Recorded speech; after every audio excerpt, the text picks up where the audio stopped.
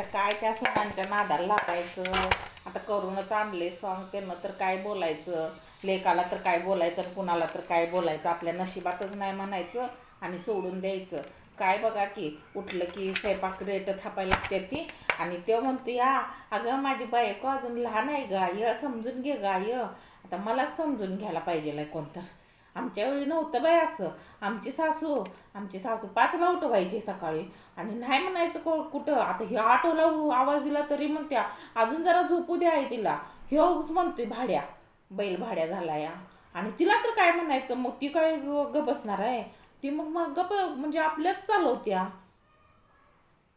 लय लाड करून ठेवला या. तरी मी तिला सांगत होतो यायच्या आधीपासून सांगत होतो. तर तो म्हणायचा मी आहे ना माझं मी, तू मला बोलायचं, तिला बोलू नकोस काय. म्हणून मी तिला कशाला काय बोलू म्हटलं. जाऊ दे आपल्याला काय चालत नाही बोलायचं. आणि आता बघा ती कोथिंबीर घेऊन ठेवली एवढी मला. मी काय म्हटलं एवढं नीट नेवडा करून ठेवतोय सगळं तिच्या हातात देतोय या. आम्हाला कोण सुद्धा देत नव्हतं. ही कर म्हटलं की नुसती ऑर्डर सोडायची सासू. आणि तिथं बेडवर बसून मला सांगायची चहा आणून दे, पाणी आणून दे, हे आणून दे, ते आणून. असं तर नाही आम्ही सगळं पुढवून करतो या. तरी पण आता आयुष्याला मला चूल लागली. चूल काय मला सुटत नाही. पोरगं काय सुख लावत नाही. पोरग्यानं चांगलं बरोबर माझं कल्याण केलं. पोरग्यानं सुख लावायचं असता तर माझ्या म्हणण्याप्रमाणे सून करून आणली असती. कसली चांगली पोरगी माझ्या भावाची. भाऊ माझा म्हटला असता माझ्या बहिणीला काय सांगू नकोस. भावानं माझ्या किती केलं असतं आणि या बाबानं माझं काही ऐकलं नाही. आणि कोण चालून देतं या. हे नवरा तर तसाच आहे की. नवरा तर सुनाच्याच बाजूनं बोलतो या. खायला येताना एवढं भला खायला घेऊन येतो या. असू दे गा आपल्याला पुरगी नाही म्हणून एवढं लाड करून ठेवा डोक्यावर बसवून आणि नंतर बसा. मी तर मला तर माहीतच आहे आताच्या पोरी कशा आहेत ते बघायला लागलोय की आम्ही. रोज एक रीलमध्ये बघतो या कशा करत्या त्या, काय करत्या त्या. आणि मग वड्या कर म्हणलं तर त्याला वड्या येत नाहीत म्हणून.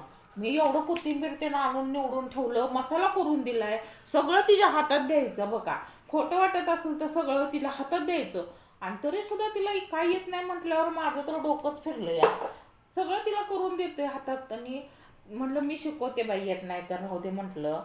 तर नाही मला काही तसलं शिकायची आता गरज नाही आणि जेव्हा लागल तेव्हा बघूया आत्याबाई असं म्हणते. आणि वरनं काय सांगायचं तोवर तिखंड तो बाई बोलतोच. हा नाही ग येत तिला, राहू दे की. मध्ये बोलायचं, ह्याला मध्ये बोलायची गरजच आहे.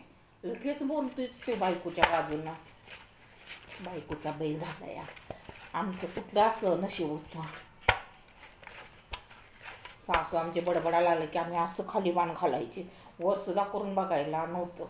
माहित आहे का एवढे तिचा धाक होता. आणि हो नवरा तो म्हणायचा बोलू दे की मग, तुझ्या चांगल्यासाठी बोलत्या. तिनं काय उगाच प्रपंच केलाय का. इथनं एवढ्या ह्याच्यापासून आमच्या आईनं लय कष्ट केलंय. बोलायचं नाही मलाच म्हणायचा उलट. आणि आताच बघा जमाना. आता पण म्हणले पोरग मलाच बोलतंय. म्हणजे मला वाटतंय मीच जन्माला येऊन काय चूक केल्या का काय कोणास ठाऊक बाई. काय खरं नाही नशीब. तू शोभाबाई तुमचंच नशीब असलं तर काय करावं. कुणाला सांगताय करा. राडा काढा, उष्ट काढा, सगळं करा आणि तुमच्या नशिबात काय सुख नाही. त्यामुळे तुम्ही काय टेन्शन घेऊ नका. सुखाचा तुमचा पत्ताच नाही कुठं. एवढं चांगलं सगळं हे करत्यालं. काय खरं नाही आपल्याच नशिबात नाही म्हणायचं आणि सोडून द्यायचं. आता ते पिझ्झा आणि हे ते रोज ऑर्डर करते ती, रोज खाते ती. मग ते आम्हाला काय तसलं आवडत नाही. आणि म्हणायला गेलं की ती बोलायची आणि चोरी खात्यात म्हणायचं पण नाही. आणि तुला मग काय हिच्या का पोटात दुखते म्हणून तो लेकच पहिला म्हणतोय. आणि मग तिला काय म्हणायचं आहे, ती तर बाहेर नारलेली आहे. आणि हिला लेकालाच पहिल्यांदा बोलायच्या आळावळा नाही. तो लगेच वाच दिवशी अंगावर येतोय. काहीच बोलू देत नाही. त्यांना तर सगळं आमचं वाटोळ करून टाकलं. काय करायचं करा. कामं करूनच मरा आता तुम्ही. बरोबर केलं तुमचं. नवरा पण तसाच मिळाला आणि पदराला लोक पण तसाच मिळाला. लोक मिळाला तो बायकोचा बैल मिळाला. आणि नवरा सगळं आईचा ऐकायचा. माझं कोणच ऐकणार नाही. म्हणजे आमची पिढीच अशी आहे का काय कळनाच झालं या. अहो नाही, लोकाच्या मस्त सुना चांगलं येते की. मी आता माझी ती मैत्रीण आहे, तिची परवाच तिचं म्हणजे 6 महिने झालं लग्न झालंय पोरग्याचं. तर ती सून किती, आई आई आई तुम्हाला काय पाहिजे, आई तुम्ही चहा पिला का, आई तुम्हाला चहा, आंघोळ करायला अजून ती साडी नेसायला लागल्या तर चहा हातात आणून देत्या. आणि प्रत्येक गोष्ट तिला, आई तुमच्या औषधांचा वेळ झाली ना, बोलत बसलेलं असलं तर उठवून म्हणते पहिला तुम्ही खावा आणि औषध घ्या तुम्ही, तुमची तब्येत बरी नाही. काय ती सून आहे ना, आमचंच नशीब कुठं फाटलं असेल. काय ग बाई, त्या सटवाईनं काय लिहिलंय आमच्या नशिबात तेच काय कळण झालं या. असलं कसलं नशीब दिलं असेल देवानं. काय सुकल्याचं विसरलाच काय कुणास ठाऊक. नुसतं हिच्या नशिबाला दुःखच दुःखच.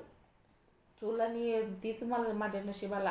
आता त्या सगळ्या बायका बघा, कामधंद घरात काय नसते, त्या उठते त्या आंघोळ करते त्या आणि देवळात जाऊन बसते त्या, सगळ्या गप्पा मारत इकडं तिकडचं सांगत ती करत बसते त्या. मग आता मला घरातलं करायला सुटका नाही, त्या देवळात तर कधी जाऊ सांगा. त्या देवाला तर काय बघा की रामराम करत बसावं, विठ्ठल विठ्ठल करत बसावं म्हटलं, जरा भजन कीर्तन करावं म्हटलं तर भजन कीर्तन पण करायला वेळ नाही आता. आणि पोरगं म्हणतंय अगं काय तुझं आत्तापासून कशाला तू बसत्यास, बसल्यावर तुझा हातपाय तर सरळ राहतील का, काम करत राहा म्हणजे तुझं हातपाय सरळ राहतील. आता त्या हातापायावरती पण त्याला हे आहे की हा तू बसू नकोस, काम कर. म्हणजे ह्याच्या बायकोला काय काम नको म्हणून त्याच्यासाठी मला नुसतं निमित्त लावावं लागलंय की हातपाय सरळ राहतात काय म्हणून. म्हणजे किती गोड बोलून काटा काढते ते बघा, नुसतं गोड बोलून काटा काढा लागल्यात माझा. काय करायचं आणि काय नाही. एवढं केलं तरी पण कौतुक नाही. आणि ते नवरा येते संध्याकाळी, हा आता सण आहे तुला, काय करतेस तू, तू काय नुसतं निवांत झोपा काढत असतील, असं म्हणलं की असं राग येते ना, काय तर फेकून असं एकदा तर असं तांब्याच फेकून मारणार होते. परत म्हटलं जाऊ दे तिकडं, तेच मला मारायचा. आणि त्याच्या एवढं धाकात मी आहे की मी कुठं एक थप्पड मारले की मला कुठं तर उडवलं हवेतच, असं त्याचं काम आहे. आणि त्याला कुठं का म्हटलेलं चालत नाही. आमच्या नशिबात नाही बाबा, काय करायचं, नशीबच चांगलं नाही तर कोणाला सांगायचं, काय कुणाला सांगून उपयोग नाही. आणि कुठं बायकासने सांगितलं तर त्या येऊन लगेच हिला सांगतील, लेकाला सांगतील, ह्या आणि भ्या मनात. कुणाला सांगू, कुणाला नाही सांगत मी, काय करायचं सांग. नाही बाई, असं कधी असं कुठं नाही. आमच्या घरात जे आहे कुठं सुद्धा नाही बाई. पोरगंच आता, पोरग्याचंच मला आश्चर्य वाटायला लागलंय. पोरगंच तिचं सगळं ऐकते म्हटल्यावरती काय मग चांगलंच हवेत राहते ती. मग तिला काय हो, मग ती काय म्हणणार आहे माझा नवरा माझ्या मुठीत आहे. आमचाच नवरा का मुठीत नाही काय माहिती. मुठीत काय ते देवा, एक शब्द बोलायला गेलं तर त्यावेळी तर लय फडीच काढायचा. आता जरा तर शांत बसतोय, या पहिला पहिला लय फडीच काढायचा. आईसमोर असंच बसायला लावायचा आम्हाला, खाली मान घालायची, वर करायचे नाही. वर केलं तर का नाही का नाकण कणक घालायचा, पाठीत मारायचा. आणि मार कुठं त्याला मार खायचा म्हणून आम्ही असंच करून बसायचं. किती जर बोललं तरी खाली मान घालून रडायचं रडायचं रडायचं. असं आपलं दुःख कुणाला सांगायचं नाही हो. पहिल्यासारखं काय राहिलं नाही. आम्ही किती हाल काढलं, ते झुले सासूचा सुद्धा मार खाल्ला हो. आणि आता आणि नशिबाला तीच. आता ह्या सुना काय बोलून घेणार, त्या आमचं बोलायची सत्ता नाही आणि मार कोण खायचा आमचा. तांब्यावर पाणी कोण देणार आम्हाला, तांब्यावर पाण्याची सुद्धा सत्ता राहिली नाही. असं कसं आमच्याच वेळी असं कसं झालं, मला तेच काय कळना झालंय. कसलं नशीब खोटं असेल हो. पोरगं काय माझं चांगलं करत नाही. पोरग्यानं लय पश्चाताप व्हायला लागलाय मला. त्या पोरगीला फोन केला, ती पोरगीला सांगायला गेलं तर ती पोरगी म्हणते असू दे गाई, समजून घे ग आई, आमच्या घरात पण किती ताप आहे, तुला माहिती आहे का नाही, माझी सासू किती ताप देत्या. त्या पोरगीला तर कुठेच सुख आहे, त्या पोरगीची सासू सरळ नाही.